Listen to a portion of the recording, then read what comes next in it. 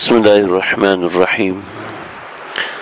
عن ابن عباس رضي الله تعالى عنه عن النبي صلى الله عليه وسلم قال: لو كان لابن آدم واديان من المال لابتغى ثالثا ولا يملأ جوف ابن آدم إلا التراب ويتوب الله على من تاب. متفق علیہ. حضرت عبداللہ بن عباس رضی اللہ تعالیٰ عنہما نبی کریم صلی اللہ علیہ وسلم سے نقل کرتے ہیں کہ ارشاد فرمایا رسول اللہ صلی اللہ علیہ وسلم نے: لو کان لابن آدم وادیان من المال،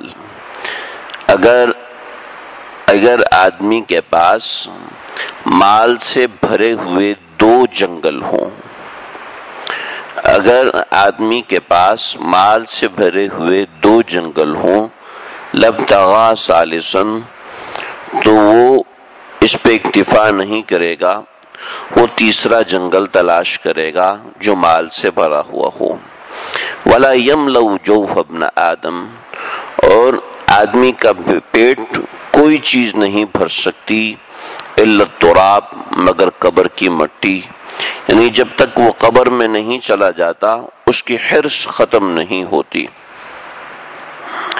وَيَتُوبُ اللَّهُ عَلَى مَنْ تَابَ، اور اللہ تعالی بندوں میں سے جس کی توبہ کو چاہے قبول کر لیتا ہے. یہ حدیث بخاری میں بھی ہے اور مسلم میں بھی ہے. لو کان لابن آدم وادیان من المال، یعنی اگر ایک آدمی کے پاس اتنا مال ہے کہ دو وادیاں یعنی دو جنگل اس کے پاس مال سے بھرے ہوئے ہیں، تو تب بھی اس کی حرص ختم نہیں ہوتی. حدیث میں آتا ہے کہ دو چیزوں کی حرص ایسی ہوتی ہے اگر اس کو نہ مٹایا جائے تو وہ خود سے کبھی بھی ختم نہیں ہوتی.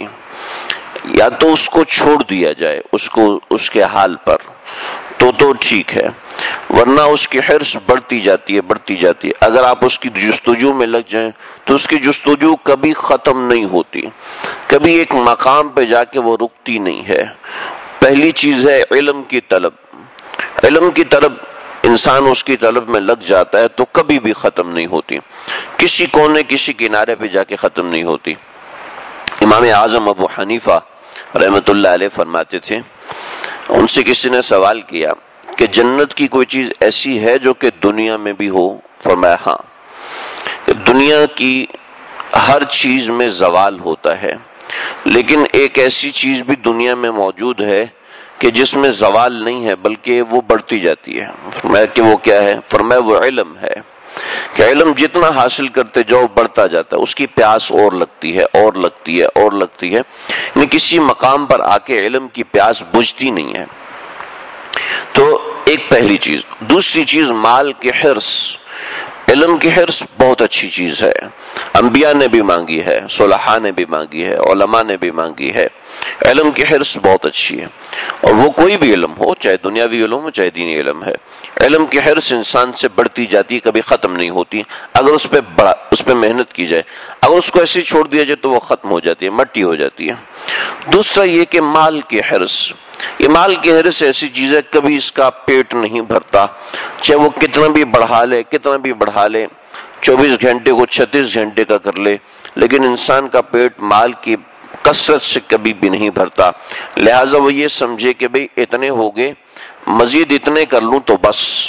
تو اگر اتنے ہو بھی جائیں تو بھی بس نہیں ہوگی، بلکہ وہاں جا کے دوبارہ خواہش پیدا ہوگی، نہیں تھوڑے سے اور ہو جانے چاہیے.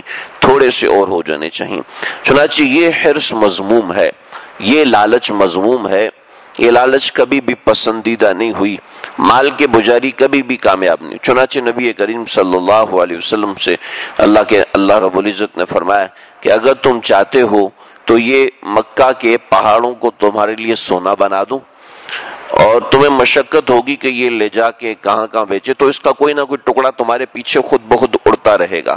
تو اللہ کے نبی نے فرمایا نہیں ہے اللہ، میں چاہتا ہوں کہ ایک دن پیٹ بھر کے کھاؤں، دوسرے دن بھوکا رہوں تاکہ تجھ سے مانگوں.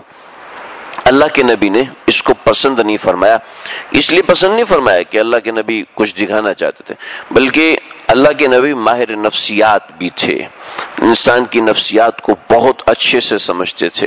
وہ یہ سمجھتے ہیں کہ ہر انسان یہ سمجھتا ہے کہ جتنے زیادہ پیسے ہوں گے اتنی زیادہ عزت ہوگی، جتنا اچھا بیڈ ہوگا اتنی اچھی نیند آ جائے گی۔ ایسا بالکل بھی نہیں ہے۔ پیسے کی وجہ سے جو عزت ملتی ہے وہ مجھے نہیں مل رہی، وہ میرے پیسوں کو مل رہی ہے۔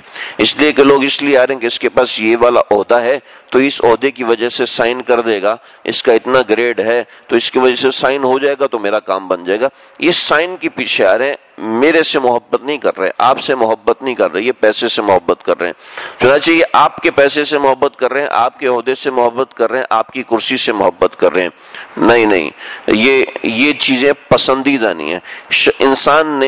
اسلام نے انسان کو شخصیت سے محبت کرنا سکھائی ہے، ذات سے محبت۔ کہ باپ کے فضائل ہیں، چاہے وہ غریب ہے چاہے وہ امیر ہے، ماں کے فضائل ہیں چاہے وہ غریب ہے چاہے وہ امیر ہے، بھائی کے فضائل ہیں چاہے وہ غریب ہے چاہے وہ امیر ہے، بیوی کے فضائل ہیں، شوہر کے فضائل ہیں، بچوں کی تربیت کے فضائل ہیں، بچوں کی شادی کرنے کے فضائل ہیں، کسی انسان کے جنازہ پڑھنے کے فضائل ہیں، چاہے وہ امیر ہے چاہے وہ غریب ہے چاہے وہ عالم ہے چاہے وہ ڈاکو ہے، جنازہ پڑھنے کے فضائل ہیں۔ کہ اسلام نے انسانیت کی محبت سکھائی ہے، اور آج کی جو تہذیب ہے اس نے مال سے محبت کرنا سکھائی ہے۔ اللہ کے نبی وہ نفسیات کھڑی کر رہے ہیں کہ ہماری یہ جو نفسیات تہذیب کے مطابق بنی ہوئی ہیں یہ نفسیات کم ہو۔ اس نفسیات کو ختم کرنا مطلوب نہیں ہے۔ اگر ختم کرنا مطلوب ہوتا تو یہ نہ فرماتے کسب الحلال فریضۃ بعد الفریضہ، روزی کمایا کرو، روزی کمانا تمہارے اوپر فرض ہے، تمہارے ذمہ ہے، بیوی کا نان نفقہ یہ تمہارے ذمہ فرض ہے، نہیں دو گے تو گنہگار ہوگے، تمہارے ذمہ گناہ ہوگا، اور اولاد کی دوائی کا انتظام نہیں کر سکتے تو شادی کیوں کی تھی؟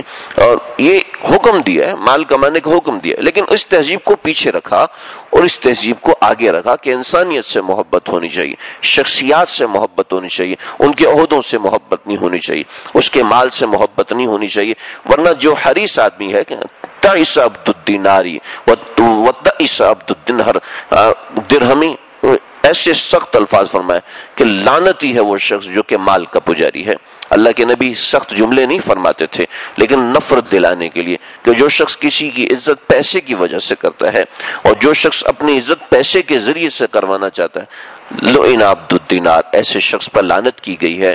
کس نے لعنت کی ہے یہ نہیں بتایا کہ اللہ نے نہ کی ہے، نبی نے کی ہے، فرشتوں نے کی ہے، لیکن وہ شخص ملعون ہے، یعنی برا شخص ہے جو کہ پیسوں کا پجاری ہے، صرف پیسوں کی وجہ سے محبت کرتا ہے۔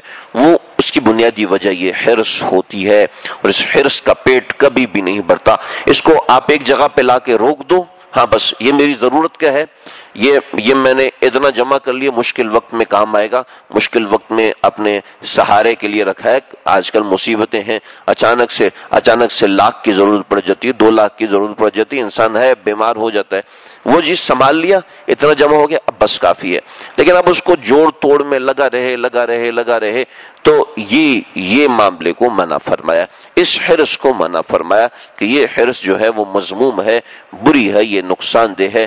اس لیے کہ یہ حرص جو ہوتی ہے وہ چاہے کتنا بڑا آدمی ہو اس کو تباہ کر دیتی ہے، چاہے کتنا چھوٹا آدمی ہو اس کو تباہ کر دیتی ہے، چاہے وہ عالم دین ہو اس کو تباہ کر دیتی ہے، اور چاہے وہ عالم دین نہ ہو، فاسق و فاجر ہو یا کوئی نیک آدمی ہو اس کو برباد کر دیتی ہے۔